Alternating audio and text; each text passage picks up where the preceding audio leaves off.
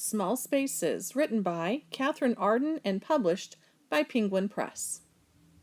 Welcome back, Wilson friends. We are in the middle of Chapter 3 in Small Spaces. When we left off, Oli had been having a really bad day. She threw a rock at school. On her way home, she had a strange encounter with a weird lady by the river where she stole a book away. And now she's gone home and had an argument with her dad because her dad got a phone call from the principal at school.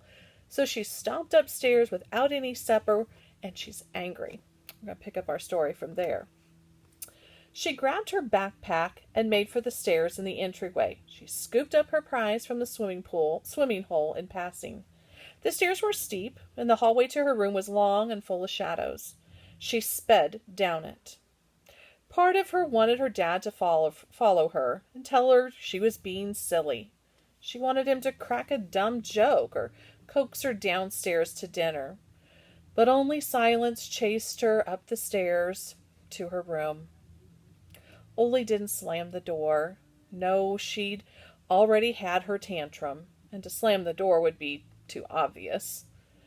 Make her an angry child, which you are, dummy, instead of an angry, almost teenager who had the right to be mad.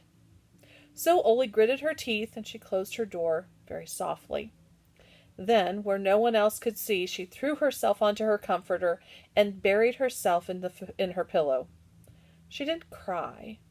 She squeezed her eyes shut, but she didn't cry. It wasn't something that she had tears for anyway. Tears were for things like skinning your knees, not for whatever.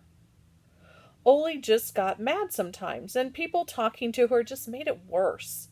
It was easier to be by herself, to be up here where it was quiet, even though she was hungry. She could still smell the garlic, but her dad wanted to talk more, and Oli didn't have any words for him. Or maybe he'd let her be quiet. Sometimes he did.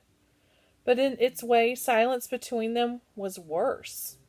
It was better to stay up here. Oli dug a russet apple out of her bag. Evansburg had the best apples. It was harvest time, and the market was full of fresh cider and every type of apple in the world. Red and purple and yellow and green apples. Crunch. Oli bit down. Apples were good. She would think about apples. Oli practically lived on apples in October. She tried to convince herself that apple was as good as pasta. Fail. But it was something. She'd sneak down later for a proper snack. Snacks. She thought about snacks. Not enough. She needed a better distraction. Distractions were good. Then she wouldn't have to think about her dad, pale under his beard. She wouldn't have to think about Mr. Easton and his too sympathetic face. And she wouldn't have to think about fire in a torn-up field beneath the rain. She wouldn't have to think at all. Oli had propped her backpack up on the rug and tossed the old book onto her desk when she first came in.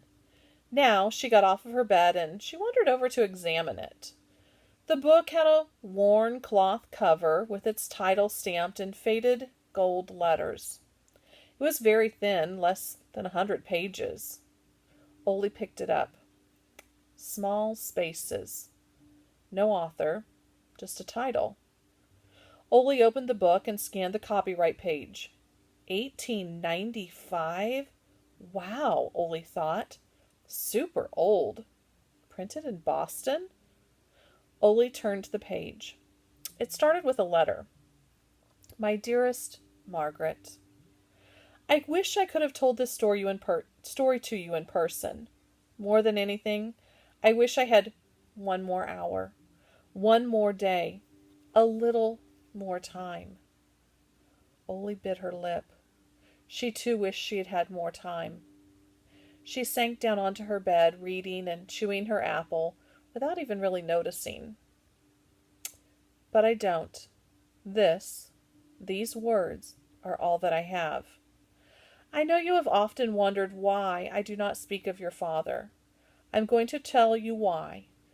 I don't know if you will believe me, but set down in black and white, I barely believe the words myself, but I promise you that everything I say here is true. Once you have read, I hope you will forget. The farm is yours now. Sell it if you can. But above all, I beg you to leave the past alone.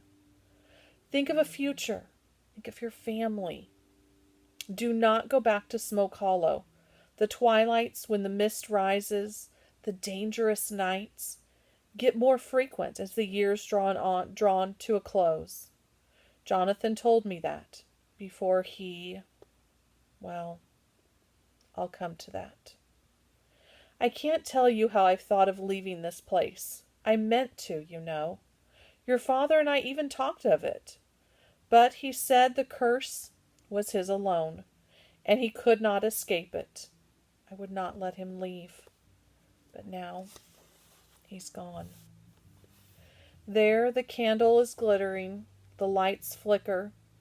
You know when they are near. Sometimes I hope desperately that Jonathan is with them, that he has never left me at all, but mostly I hope he is safely dead, and that I will see him in the next world. Because the alternative is so much worse. God bless you, my dear. Even if this story seems strange, I beg you to read it, for my sake. With all my love, Beth Webster, Smoke Hollow, 1895. Ole turned the page, fascinated. The next page only had one epigraph. When the mist rises, the smiling man comes walking. You must avoid large spaces at night. Keep to small. Ole frowned. Small spaces, said the woman by the creek. Well, the woman was obviously not right in the head. Maybe the book had set her off somehow. Ole eyed the epigraph with puzzlement. The rain tapped against her skylight, and the wind was working up a temper outside. So Ole turned another page. I was born right after the end of the war, and I was a child in 1876 when Jonathan and Caleb and their mother, Kathy Webster, came to Smoke Hollow. They were all dusty, the boys barefoot and wearing patchwork shirts, and between them they had nothing but a little bread and smoked ham tied up in a napkin. They walked past the farm gate, past the hog pens, and to the chicken coop.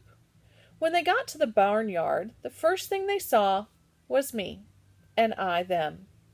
A pig-tailed girl wearing brown calico, red-faced from the oven, and holding a pie dish.